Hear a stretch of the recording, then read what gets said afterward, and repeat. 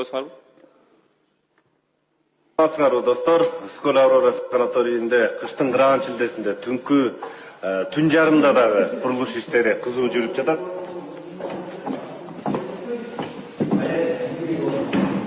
Мынакей санаторийда кардарларыбыз, эс алуучуларыбыз тамактануучу жай. Биякта курулуш иштери бүтүп калды. Кудай буюрса, аз убакытта ишке беребиз. Эс алуучуларыбыздын 3 маал даамдуу тамак менен камсыз кыла турчу жайыбыз. Бул биздин тамак дайындоочу жайыбыз баардык талаптарга жооп берет. Таракан кууп тарткан эл өкүлү Эрлан Көкүловдун тарткан бөлмөсү бул башка жерде жайгашкан. Аяктындагы иш кагаздары бүттү. Жакын арада курулуш иштери башталат. Алмаз Акынжанович, эмне да мамлекеттик кызматкер? Авроранын юристи экен. Бул жерде деген эл өкүлү элдин кайрылуусу менен барып, ордунан болуп көргөн нерселерди тартып, көрсөтүп берип атса дагы, туруп могу мамлекеттик кызматкер калпайт отур. Коридорду көрсөтүп атат. Бул ремонт болуп аткан жер Авроранын коридору. Азыр барсак деле бул Авроранын коридору. Бул Авроранын ашканасына эч кандай тиешеси жок жер. Ремонт болуп аткан жерчи. Аны круглосуточно кылабы, кандай кылат, аны өзү чечип алсын. Экинчиден, жанакы ашкана деп көрсөтүп атпайбы? Ошол жер ал ашкана эмес. Ал Авроранын кире бериши.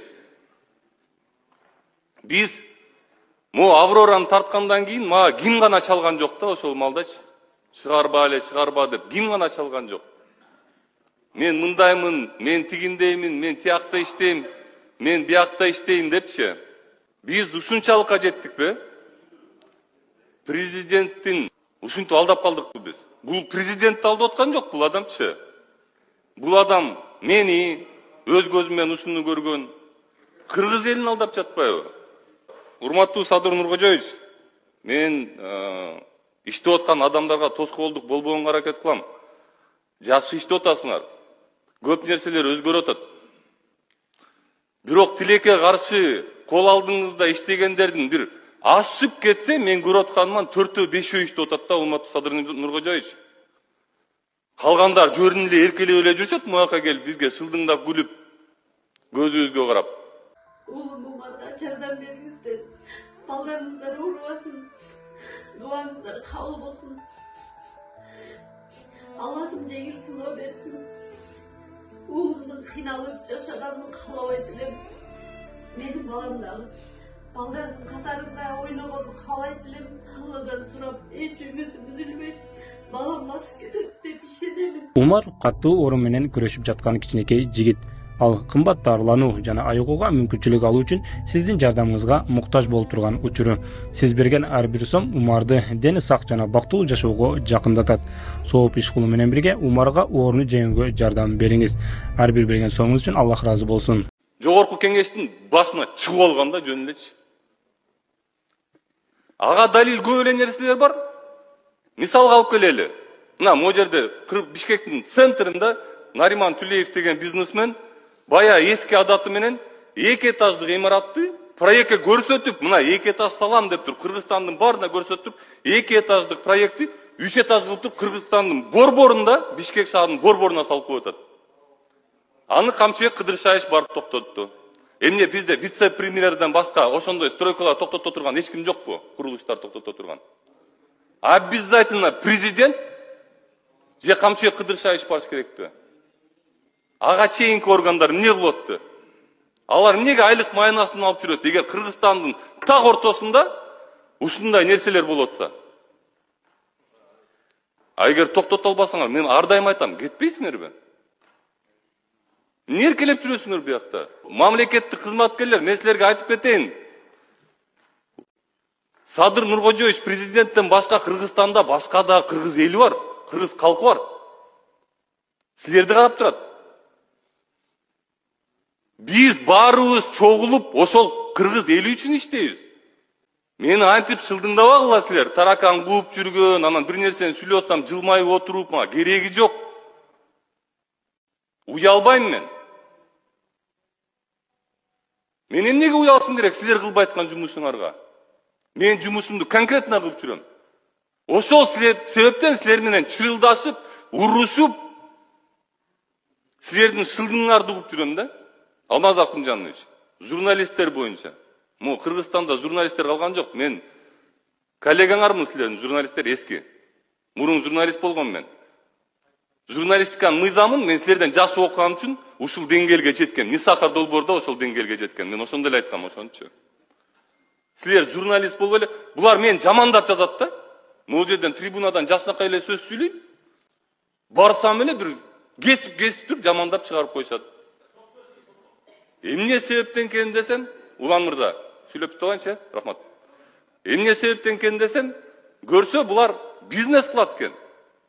Карасам менин коллегаларым жакшынакай чыгарат, мени эле кесип эле чыгара берет. Эмне себептен десем, көрсө булар акча алат экен. Булардын контрагы бар экен, 1 айлык, жарым жылдык, 1 жылдык. Анан ошону төлөп берет экен, анан мен жөн эле жакшы видеолорду чыгарат экен да. Эмнеге журналист силердин? Кайсы арыңардан силер биз мындайбыз, биз тигиндейбиз, биз укмуштуз деп жүрөсүңөр? Бир нерсе десе эле свобода слова, анан кийин сүйлөтпөй атат бизди, минтип атат, тигинтип атат. Сүйлөтпөйт да мыйзамды бузуп атсаңар. Мына Нисахар долбоорун алып барган, бир жолу соттолгон жок эмне? Анткени мен мыйзам сактачымын. Нисахар долбоору убагында менмин деген Кыргызстандын долбоору болгон. Бир жолу соттолгон жокмун. Бир жолу барып, бир суракка барып отуруп, неметип көргөн жокмун. Анткени мыйзам сакталган Нисахар долбоорундачы. А силер монтип акча алып туруп, бирөөнү мактап, бирөөнү жамандап жүрсөңөр, соттолосуңар албетте. Тилиңер кыскарат. Анткени акча ошондой нерсе, акча ар дайым тилиңерди кыскартат, айтып коеюн. Могул видеону азыркы мен көргөзгөн Алмаз Акунжанович Алка медиа тармактык басылмасы чыгаптыр. 1 миллион подписчиги бар экен. 24 KG новости Кыргызстана чыгаптыр. 633 000 подписчиги бар экен. Инфограм 312 новости Кыргызстана 345 катталуучусу бар экен. Медиа 24 KG 78 200 катталуучусу бар экен. Кактус медиа урматтуулар 884 000 катталуучусу менен чыгарып атат. Акыркы кабарлар Санжар Калматай 2 миллион 220 000 катталуучусу менен чыгарып атат. Элди алдап.